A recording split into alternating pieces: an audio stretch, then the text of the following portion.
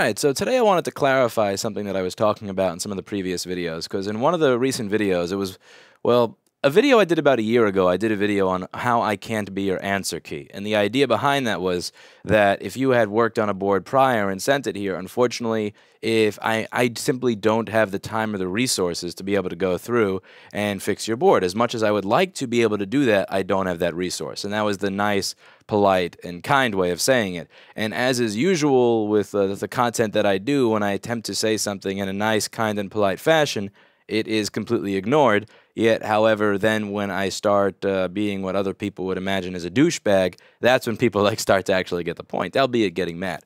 So, for example, with the reflowing stuff, I've been saying for 7 years how reflowing a graphics chip is the wrong thing to do and why. Nobody listens, nobody cares. I do a video where I throw a water bottle at a wall, and now 40,000 people watch it. But the stupid way the internet works. And in one of the recent videos, I was talking about how I thought this person did something that was fairly idiotic, because what they did is they put a board in an ultrasonic cleaner at what I imagine at least 80 to 100 Celsius with a liquid that has no business being in that cleaner. And a lot of people, there was a lot of outrage at the fact that I had said that that person was an idiot. And in particular, and there was another one where somebody had completely heated a PCH chip when that was not the problem with the board. And there was a lot of outrage on that. There was also a bit of outrage on me saying that this is an idiotic thing to do. And I wanted to explain the full backstory as to why it is I fully 100% stand behind the things that I said in regards to those situations. So this store is kind of... it doesn't look like an Apple store. I didn't really put a lot of effort into making it look very nice. Again, you see, it's a very small store. I didn't go nuts decorating it. I did go nuts getting all the equipment that I needed to do my job.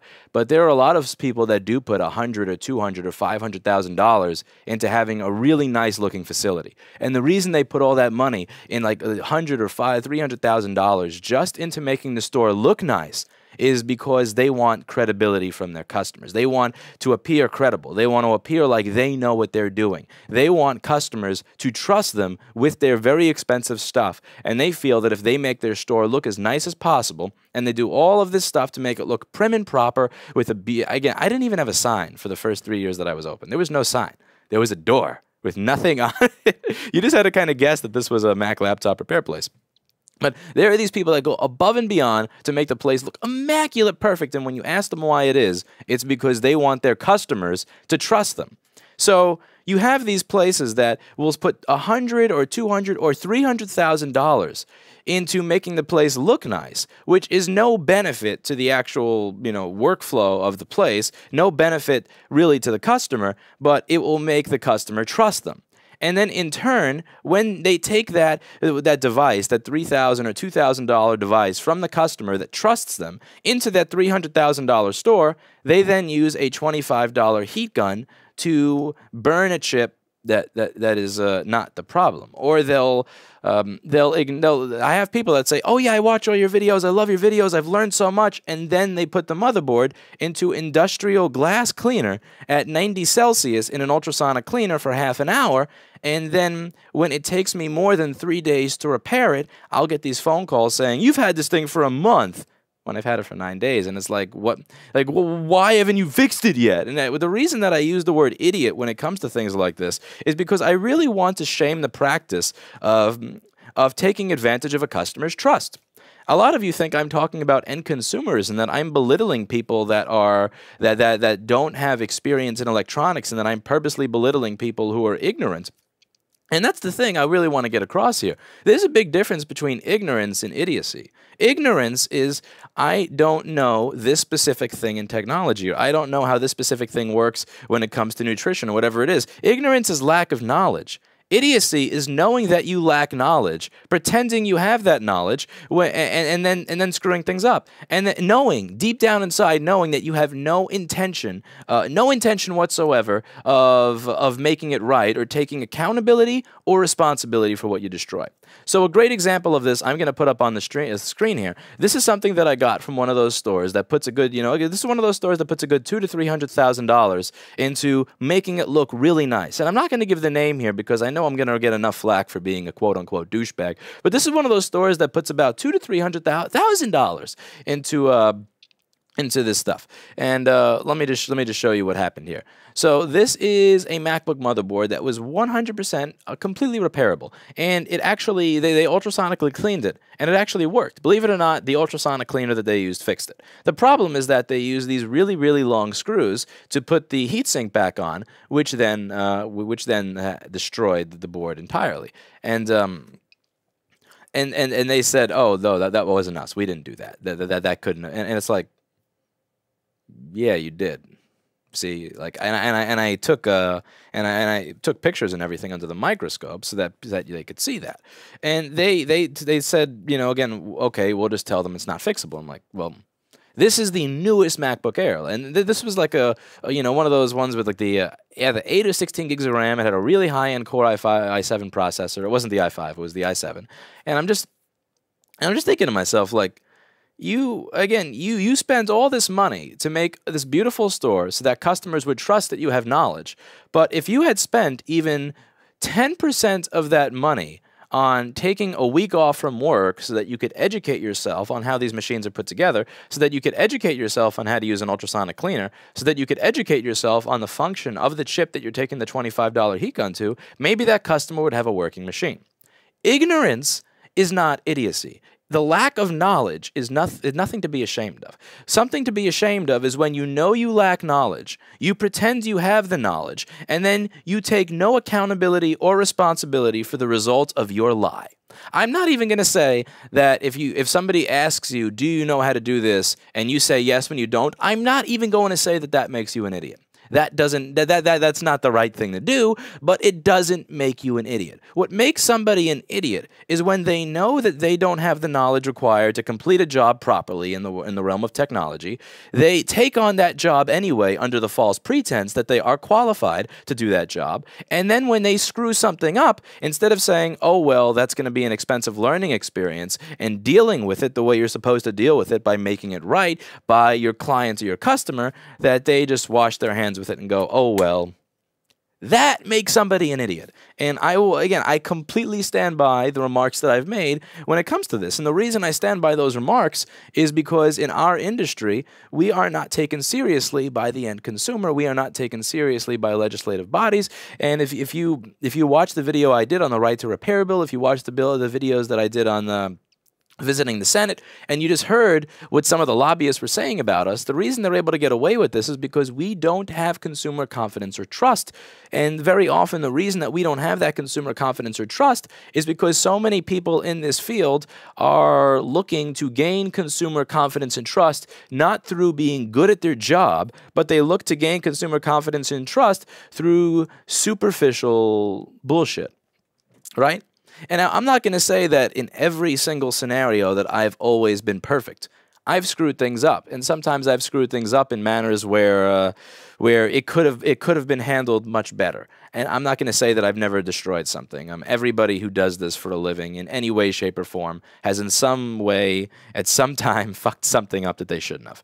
But the idea here is that there are people that rather than learn from that, and rather than become humbled by it and seek to learn, they actually go above and beyond to say, no, that's totally fine. Not only did I not do anything wrong, but curse that person who's criticizing me, curse that person who's saying that I did something wrong by not taking accountability or responsibility after outright blatantly lying about my qualifications to the end consumer. And then people wonder why customers hate us. Customers hate us. And I've had to take my own medicine with this too. I've had to take a way worse than what it is I dish out. I remember when I was a teenager and I was trying to fix some, I forget if it was Adcom or Parasound. I think it was an Adcom GFA 555 MK2, which a lot of people would joke the GFA stands for great fucking amp. So I was trying to fix this amp, and this was before I had a lot of knowledge, and I was asking people that I knew if they could give me any advice. And from the questions that I was asking, it was very clear that while I had some electronics knowledge, I didn't know what the fuck I was talking about. I was just a 16, 17-year-old douchebag that, like most teenage boys, thinks he knows everything, a big ego and everything, and I'm going to fix this. So I start working on it, and I start asking questions amongst well, I thought they were my peers, but in reality, they were much smarter than me, much older than me, and knew a lot more than me at work. I start asking questions, and they are telling me, listen, from the questions you're asking, they said it in a little bit of a meaner way, but you don't know what you're doing please stop working on this because that person who gave you this amplifier could bring it to a professional who would be able to fix it properly. Or bring it here, and they were even offering, they said, bring it here, and during lunch or whatever, we'll try to help you fix it and figure it out. We'll try to help you. And I was like, no, I don't want other people to take credit for this. I did what, teenage boy, dumbass ego men do. And it's like, I'm going to figure it out. I know what I'm doing. I am smart. And I wound up pretty much destroying it. That amplifier was junk. And then they asked me about a week later what I did with it. And I said, I gave it back to them. I figured they could bring it someplace else to fix it. And at that point, I got called a lot of words that were about 10 times worse than what I've ever used on this channel to describe anybody. Like, really hard-hitting, mean-spirited, vitriol-filled stuff. And you know what? I totally fucking deserved it, because that person could have brought that amplifier to somebody who would have restored it to pristine condition for the same amount of money that I was asking at 16, 17 years old when I didn't know what the fuck I was doing. And rather than tell them that, or rather than even take people up on their offer for free help, again, there was no YouTube that back then, well, there was YouTube, but there was YouTube for cat videos and shit, not for learning stuff. But there was no free resource back then for this stuff. So my coworker said, here, bring it to work. If you carry it to work, we will help you during our lunch break. And I didn't want to learn. The reason I understand that this is idiotic behavior is because I myself, when I was less mature, took part in this idiotic behavior, and I know exactly what it leads to. It leads to other repair stores wasting time on things that were otherwise repairable. It leads to customers not trusting repair people when they destroy things. And it comes from a place, it doesn't come from a place of ignorance so much as it comes from a place of ego and greed.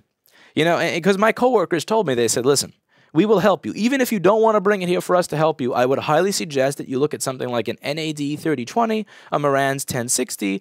Work on something that is worth less, that you can buy yourself for $20 to $40 used. You can buy an NAD 3020 right now for like 20 bucks on eBay.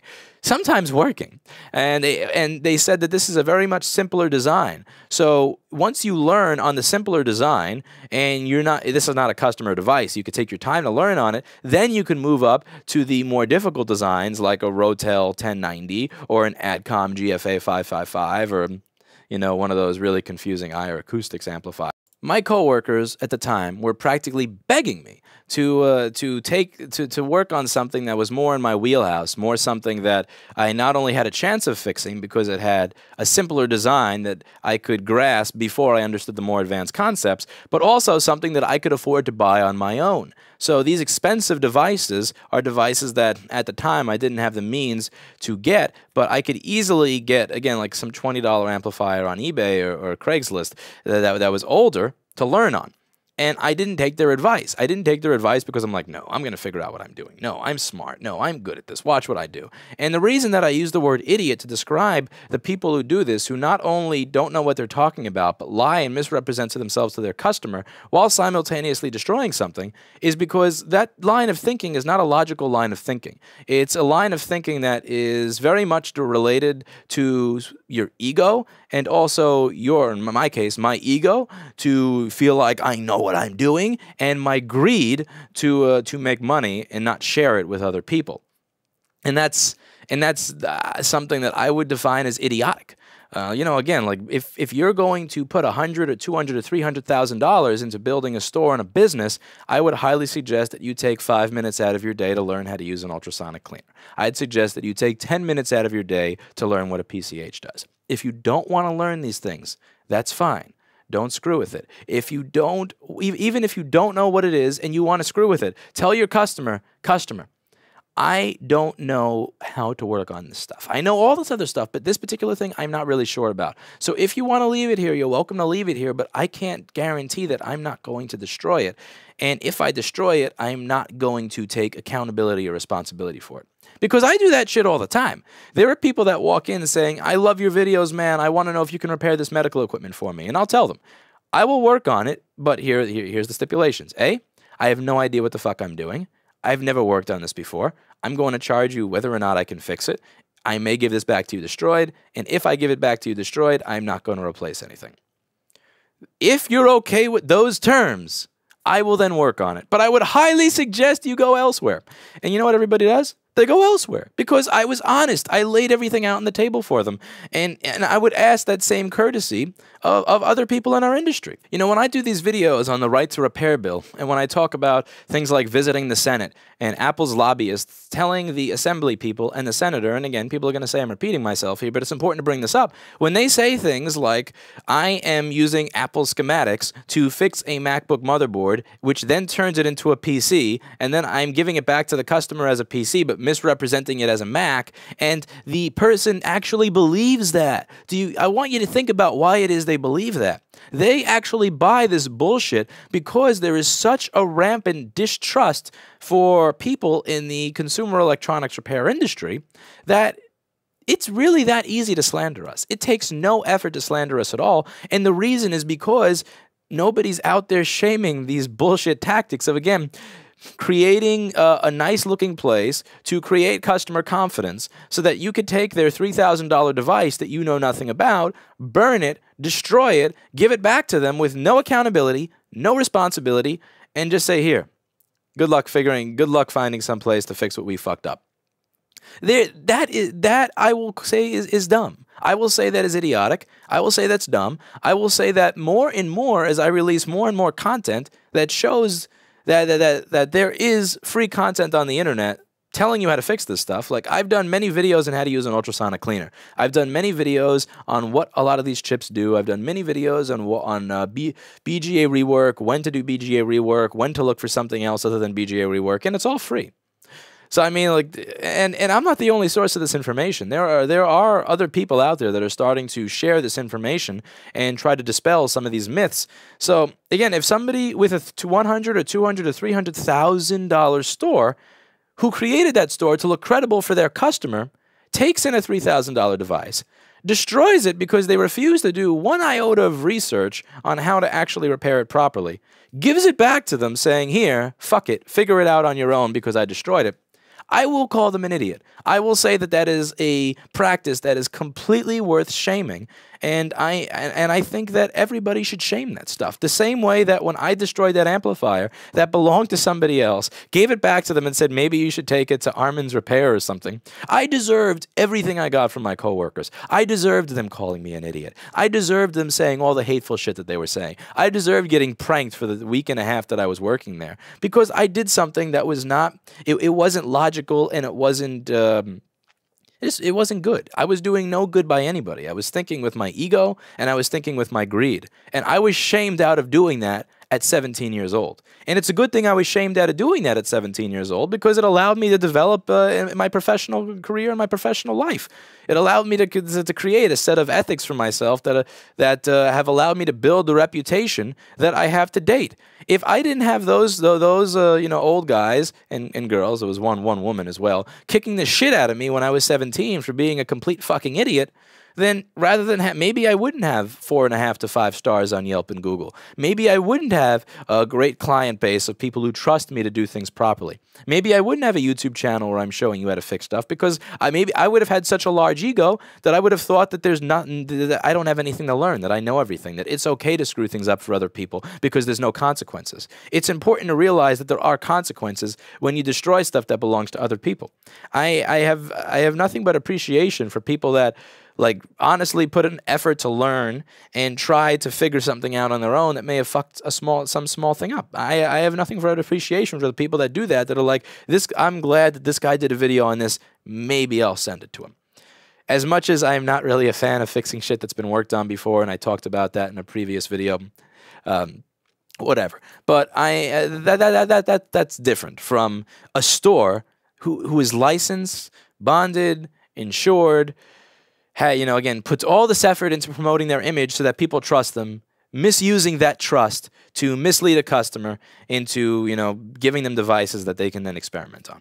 I think that's bullshit. I think it deserves to be shamed, And I think any of the words that I use, and then some, are completely appropriate for describing that practice. I am not here to be nice. I am not here to get everybody to like me. I'm not getting you to like and subscribe and blah, blah, blah. I don't care if people think that I'm mean or evil or an asshole or a douchebag. What I care about is increasing consumer confidence in our industry by getting rid of these bullshit practices, by getting rid of the IMEI cleaning, by getting rid of this iCloud unlocking bullshit, by getting rid of this reflowing dead chips in an oven and giving it back to people with a 30-day warranty like you see all these fucktards on eBay doing, and above all, getting rid of the idea that it is okay to put more time, money, and effort into creating a reputation for that which you do not know so that you can destroy products and take no accountability for it with no, with no consequence. And if that makes me an asshole, fine. If that makes me a douchebag, fine. But again, I don't care what people think of me. What people think of me is I'm not here to be liked, and I don't care if people like unsubscribe or they don't like the video because of the mean thing that I said. Again, what I care about is creating a better consumer electronics repair industry by encouraging people to learn, by encouraging people to not think with their ego, to not think with their greed, but rather to just simply think logically. And try to create an industry that you would be okay with your own family members going to if they had problems with their own electronics. No, like, don't be a shop that you yourself would not recommend people go to because you know that they're just probably going to fuck it up and give it back to them with no responsibility, because that's bullshit.